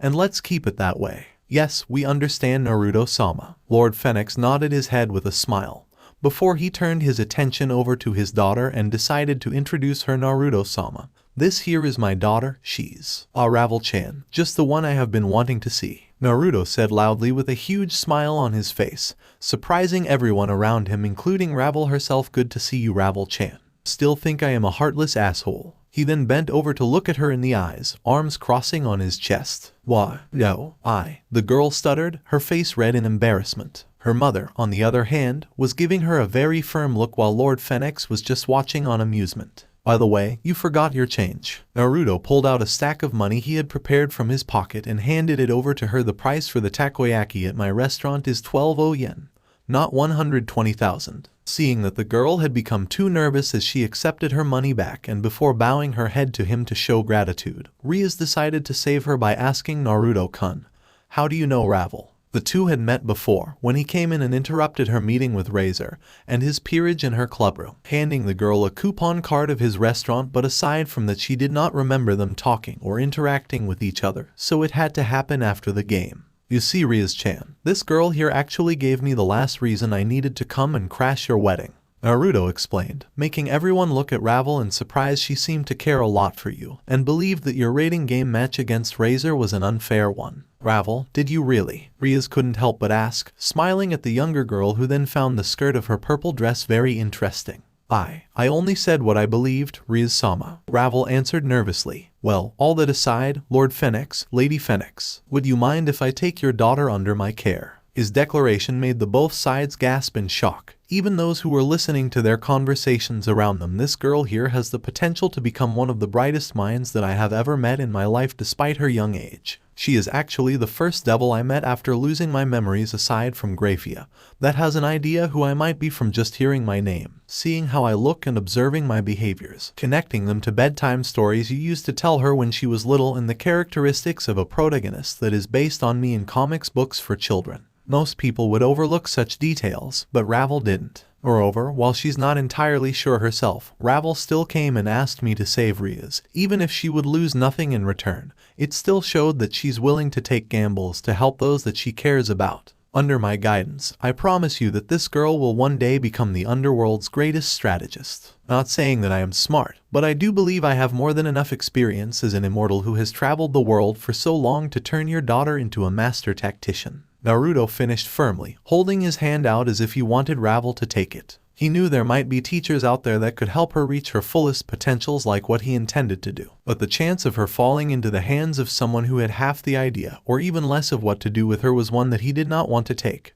Not after he had seen what Ravel was capable of. I don't know what to say, Naruto-sama. Lord Phoenix finally spoke in amazement, looking at his daughter who was having her eyes wide in surprise. He and his wife, her specifically, were well aware of their daughter's intelligence, and knew that she appeared to be smarter than even those older than her, namely his son Riser, who had been called a genius before, but he did not expect her to amaze and have left an impression on even the teacher of 3 of the 4 great Mao themselves. In the end, it all comes down to Ravel's decision whether or not she wants to be put under my guidance, Naruto said, explaining with a small smirk on his face. Then again, if she is still of me as a heartless bastard and doesn't want to have anything to do with me, then I understand. No, of course not, Ravel said quickly, a bit louder than how she wanted, but wasted no time to lower her voice as she continued. I was angry, so it's alright. About time someone told me I shouldn't just push others away and continue to live a lonely life anyway, Naruto said, his voice softer this time as he reached his hand and rubbed her head, making the blonde blush as she looked up at him. So will you accept? Ravel then looked over at her parents and saw them smiling while looking at her while giving her nods of approval. Yes, Naruto-sama, please take care of me from now on, she said finally, bowing her head low to him with both hands clasped in front of her. Naruto grinned. Now, while I might be your teacher, it's okay to act normally around me. It might be a good change of pace for me to have a stubborn and bossy Aju-sama around. Who are you calling stubborn and bossy, you lowlife? Immediately before she could finish that, Ravel shot her hands up and covered her mouth, her face becoming even redder in embarrassment. Naruto burst out in laughter, and the others soon followed him, with the only exception being Ravel and her mother, who was looking sternly at her for her choice of words. To him no less. We will talk about this later when we're home, Ravel. Yes, mother. Smiling, Naruto just shook his head and said, now go easy on her, will you? I don't mind. After that, Naruto spent his time catching up with Lord Phoenix, who told him many stories of his time at Phoenix residence and his territory. Apparently, his second son was a boss of a media company, and he had made a couple of films about the Shinobi in the past, being one of the only few young devils that had known about him from the beginning for meeting Naruto when he was younger. Some of them were for children, but the rest targeted audiences of all ages. It was the reason why he had become so famous in such a short amount of time. Because while those movies were just fictional productions, they now knew there was some truth to it, because a number of them were based on past events that had taken place during the Civil War. Everyone, the devils, then became silent, and they all turned their heads to see four devils walking into the room, being led by none other than Riria Lucifer herself. Unlike the dress that she had worn the previous night, the crimson-haired woman was wearing a more formal robe, but it still accentuated the amazing curves of her extremely voluptuous body. Walking beside her was a bewitchingly beautiful and attractive young man appearing in his early 20s, with light blue eyes and green hair that was slicked back, and a mysterious aura around him. Next was a cute girl looking in her late teens with black hair tied into twin tails and blue eyes. And last but not least, a tall man who reminded him of the lazier people like Shikamaru. His head was completely bald and he had a goatee on his chin. It did not take a genius to realize that these devils were the four great Mao of the underworld. Made him wonder which ones of them were his students. Just as he thought that, the black-haired girl suddenly turned her eyes to look at him and then winked, flashing him a smile, and then turned away before anyone could notice. Rias, who noticed Naruto's eyes were fixed on her, introduced her to him. Her name is Seraphal Leviathan, the second most powerful female of the underworld, next to one Sama. Her name used to be Seraphal Citri, but after the war she took over the title of the original Leviathan. Grafia once challenged her for the title, but she was defeated. Really? Naruto asked, surprised. Yes, but Grafia is still the third strongest and the strongest queen of the underworld. Naruto nodded. What about the two men? Who are they? The one with green hair is Ajuka Beelzebub, formerly Ajuka Astaroth. He is the chief advisor for the technology department, and is the creator of the Evil Pieces system and the rating game. The other one is Falbium Asmodeus, the Mao in charge of military affairs. He's known for being Underworld's greatest tactician and strategist. He's very smart, but I heard that he lives by the thought, working means losing. You can't lose the game if you don't play it. Naruto grinned. I like him already. Riria then looked around for a second before she spoke up loudly. Tonight, we gather here to celebrate the return of our hero, the immortal shinobi Naruto Uzumaki. When the four Mao led their followers to another great war against the angels and fallen angels, and we stood opposing the idea because we devils had already lost so much, he was the one who assisted us and secretly fought for our future. He trained those that today you know as Lucifer, Leviathan, and Beelzebub, which ultimately led to the defeat of the original Mao's descendants and the insurance of our future. She then gently accepted a glass of wine from Seraphal and raised it above her head, declaring loudly with a smile on her face, let's give him our dearest welcome. The party resumed normally after that. Naruto himself was about to head over to the four Mao to greet them, believing it would only be natural for him to see his former students,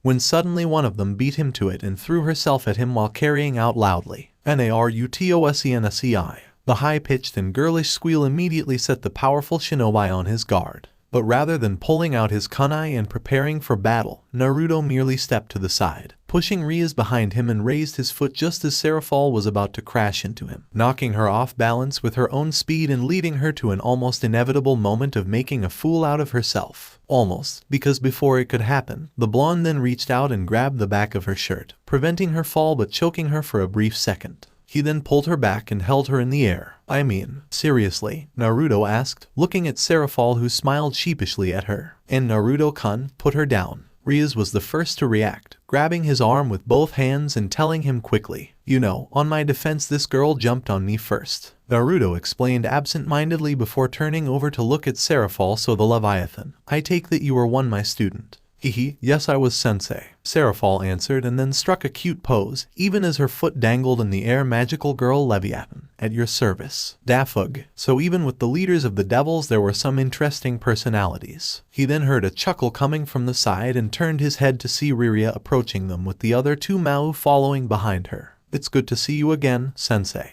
Riria and Ajuka said to him, while Falbium just greeted him with a wave of his hand and a yawn. Good to see you again, Riria. Naruto smiled at the crimson-haired woman and turned his head to look at Ajuka, who was eyeing him calculatedly. Is there a problem? He couldn't help but ask, not liking the way the green-haired devil was looking at him, but he didn't feel any malicious intent, so he kept his tone normal. I'm an inch and a half taller than you know, sensei, the Beelzebub Mao said smugly as he put a hand on Naruto's shoulder. I take that I used to call you a midget. Naruto started with a chuckle as he put Serafal down, giving her just enough distance between them so that he could react if she tried to throw herself at him again. All the time, sensei, all the time. So Riria, Serafal and Ajuka were his students, Naruto thought in amusement. He didn't remember anything specific about them yet, but it was quite clear these three balanced each other out well. The genius, the clever tactician, and the overeager troublemaker. Though, with Riria being the one that got punished the most in the Bell test, he couldn't help but wonder who was actually the troublemaker between her and Serafal.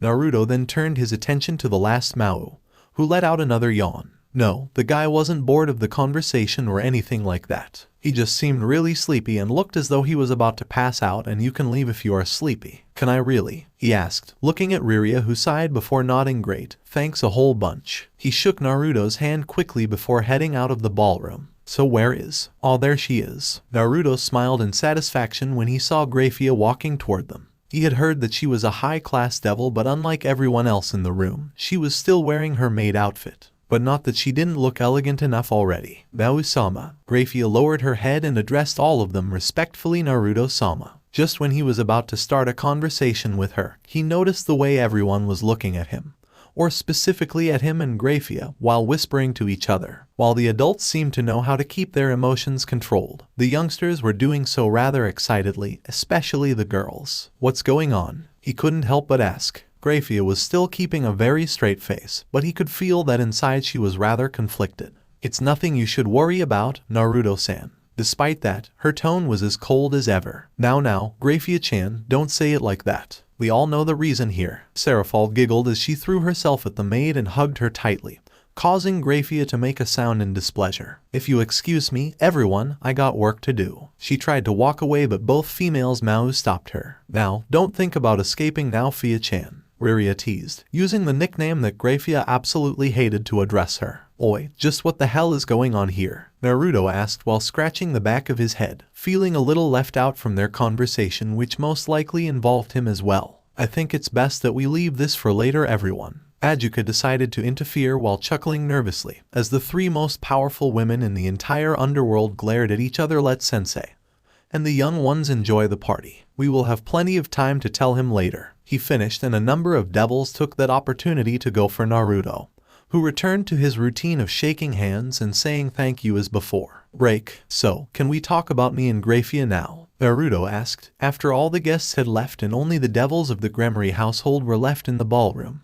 Looking at Riria, he couldn't help but ask her, you're awfully enjoying this, aren't you? You have no idea. Riria answered with a soft giggle as she held up a camera and took a picture of a very uncomfortable-looking Grafia. It's been a while since I had good blackmail materials to use against her. Grafia will need to watch out, or else she's in a world of embarrassment before she can even realize it. I didn't just learn how to fight from me, did you? No, sensei, Riria answered with a wink before she looked at her sister, who was standing with her peerage, with the exception of Issei, who was standing on the side reading Naruto's book while giggling perversely.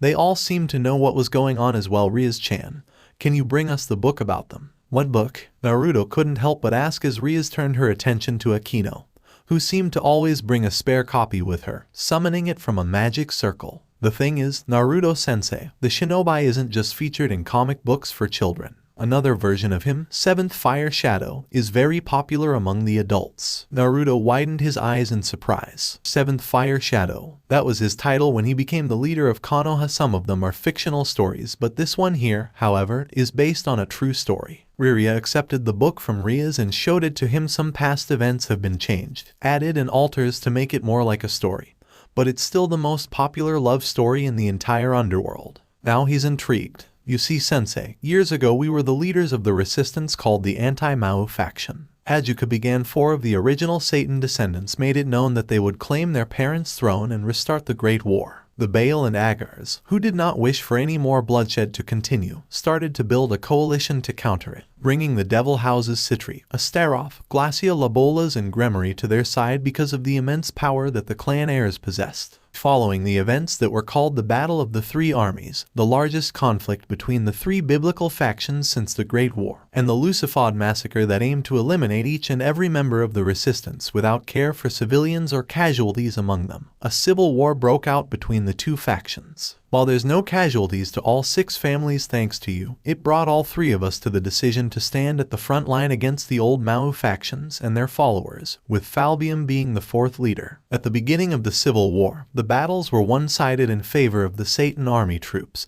despite the fact that their main armies were preparing for war against the angels and fallen angels. However, with us 4 on the battlefield, taking command of the coalition armies, the tide of the war began to shift in our favor until they sent out one of the strongest servants on their side, who is utterly loyal to Lucifer and his house because her family has sworn allegiance to them since the beginning of time, being the leaders of them all. While the 4 of us were strong, we're still at the earliest state of our growth, so this woman, who had fought countless battles with powers surpassing even us at the time and won, easily defeated all of us. I assume that you already know who, Sensei. Her, Naruto asked in surprise, pointing his hand at Graphia. Yes, it was Graphia who became the throne on our side for the next 10 years, defeating us each time we battled the armies of Mao factions. We lost every battle with her in charge, Lord Gremory explained, still remembering the day that his daughter and her friends would return to command centers, losing all their troops and badly beaten by a single woman. What about me then? The blonde decided to ask. You decided to remain neutral in this civil war, Naruto-sama. Then Alana answered, because you has ties with other families. The Phoenix, for example, on the side of the Satan factions. You decided to sit out and let us sort this one out ourselves, knowing that whichever side you favor more would win until Graphia defeated Riria in a battle that is still remembered till these days. Because Riria's power has grown tremendously over the years that she fought in the Civil War, the government and the leaders of the Mao faction decided that she's too much of a threat to them, and gave a direct order for Graphia to eliminate her. Ajuka continued, making Naruto raise his eyebrow at that. Seeing an opportunity to carry out her master's wish, Graphia immediately went for the killing blow. And that's when you interfered and defeated Graphia to save your student in the aftermath of the battle. Rather swiftly too, you're so cool, Sensei. Seraphol exclaimed with sparkling eyes. You came in from out of nowhere like a knight in a shining armor and kicked Graphia-chan in the face to save Riria-chan. Sorry about that. Don't be. Graphia answered curtly, sending a chill down his spine with the cold tone she was using. Ajuka then continued, of course, after having their ace defeated in a battle like that, the leaders of the opposing faction grew concerned that you might do it again. Even more so, your influences caused some families, like the Phoenix, to switch sides, so with no other choices but to order their strongest servants to keep an eye on you at all times. But all of them ended up returning to their masters in body bags because you claimed that they violated your privacy. That was when they decided to send Graphia and a whole squad of their strongest directly after you. Over the next 40 years, you two would meet numerous times, but because she was very careful with her attempts to approach you, you didn't do anything to her. After a year or so, you even started to prank her because you thought it'd be funny to see her angry because she's so cold all the time. From pain balloons to fake orders, you really pulled all your stops on her, Sensei. Don't forget that you used to force her to eat ramen like constantly. Seraphol pointed out with a teasing smile on her face. If you have already known about it and been wondering why Graphia hates ramen so much, it's because you put an irremovable seal that made all the foods she had tasted bland unless it's ramen on her. Riria finished with a giggle, covering her mouth behind her hand. I think because of that she even developed a ramen phobia, a fear of ramen.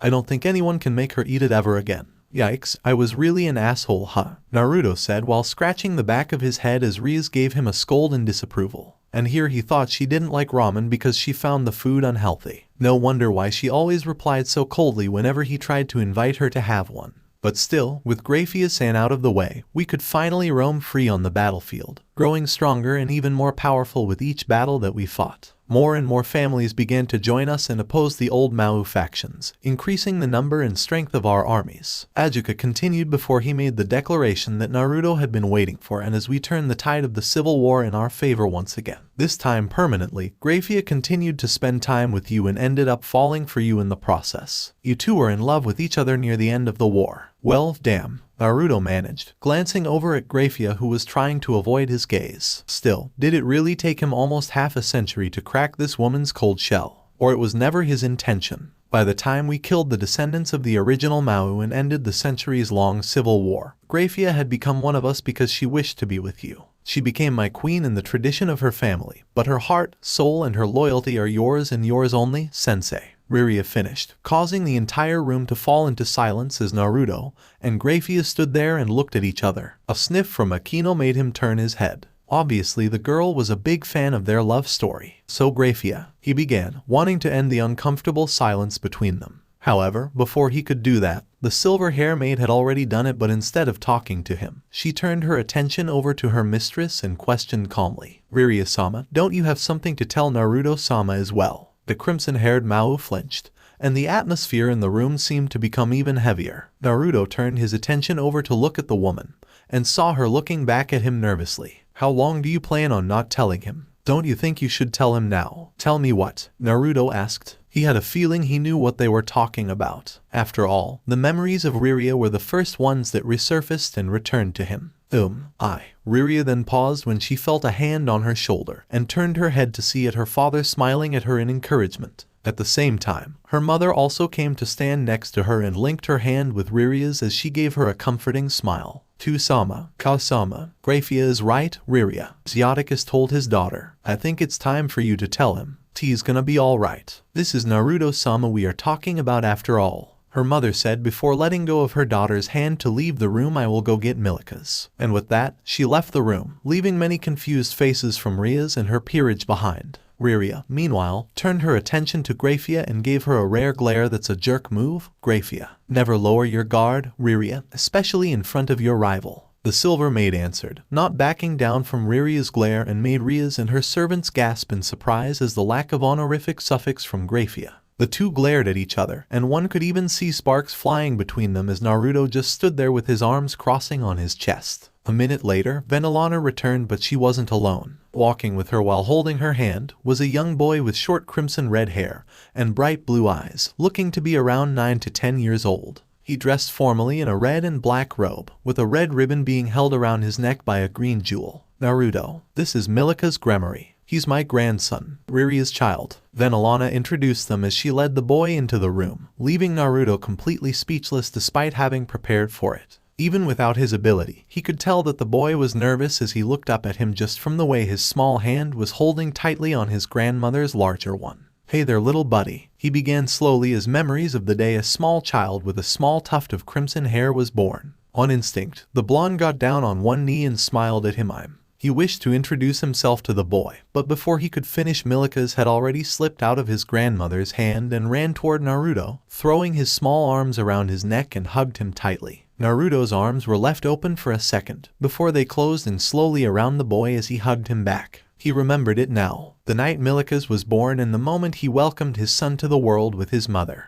"Riria, break. You okay, sensei?" Standing at the balcony of the ballroom, Naruto turned his head around and saw Ajuka walking toward him with a smile on his face. Inside, Venelana was explaining everything to Rias and her servants while reminding them how important it was to keep what they learned today a secret as Milika sat on a chair and played with his mother and Grafia. "You know, when cigarettes were invented in the 19th century, I smoked a shit ton of them. But I gave up after realizing it could cause cancers." He then put his head down the balcony before standing straight up, letting out a heavy sigh as he continued, "You have any?" "I don't smoke, sensei, and neither should you." Ajuka shook his head and told him, "But we can grab a drink later. There is this bar in the city that serves a wine that is so strong even gods can get drunk." "Just what I need," Naruto said as he looked at Riria and Milika's. Their eyes met, and the blonde found himself smiling at them before he even realized it was I ever a good man. "Ajuka, you are the smart one. What do you think of me?" "Quite frankly, I used to hate you, sensei,"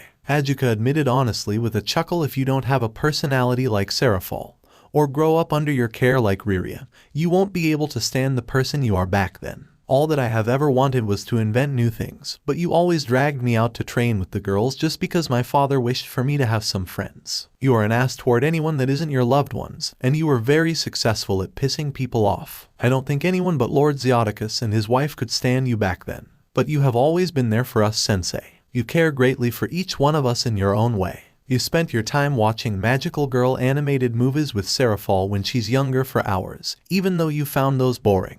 You helped me test my inventions, knowing some might explode in your face later. The two let out a laugh at that, but in the end, the one that you cared for the most was Riria. You said you would sit out of the devil's civil war, but you could never sit tight whenever she headed into battles. I see. I wouldn't say that you are a great man, Naruto-sensei, but you are the best teacher any of us could ask for. Riria, specifically, seemed to have loved you from the day she knew what it was. When she reached marriageable age, several devils tried to woo her and even asked their families to set up marriage engagements with Riria, but she refused all of them and turned them all down.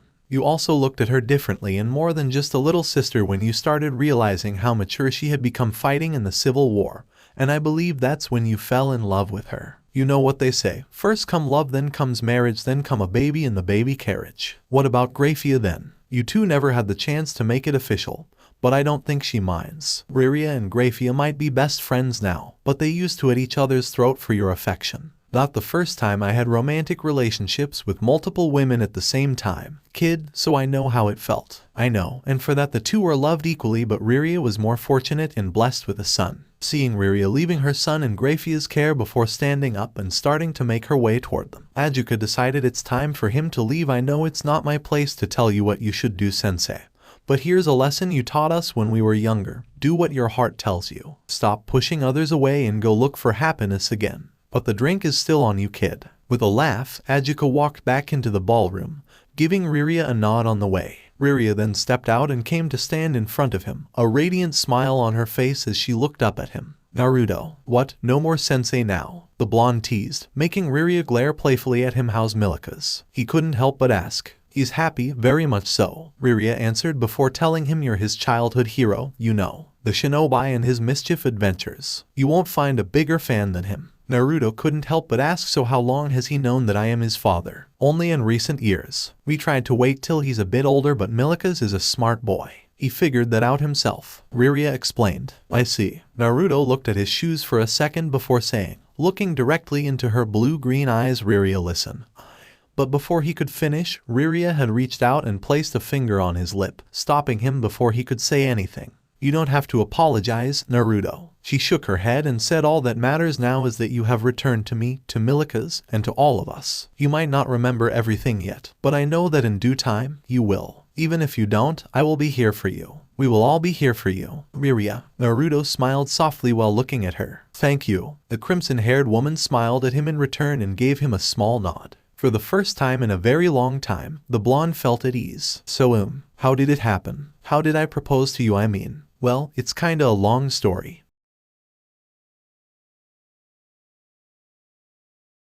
Thank you for joining us on this incredible journey through What If Immortal Naruto was in high school DxD. I hope you found it as intriguing and thought-provoking as we did. A big shout out to YagamiNguyen for crafting such a compelling story. Don't forget to check out their profile on ff.net for more amazing works. The link is in the description below. If you liked this video, please give it a thumbs up, share it with your friends, and don't forget to subscribe to Fanfic Fantasy for more fascinating explorations into the world of fanfiction and fantasy. Your support helps us create more content like this, and we're always excited to hear your thoughts and suggestions in the comments section. See you guys in the next video.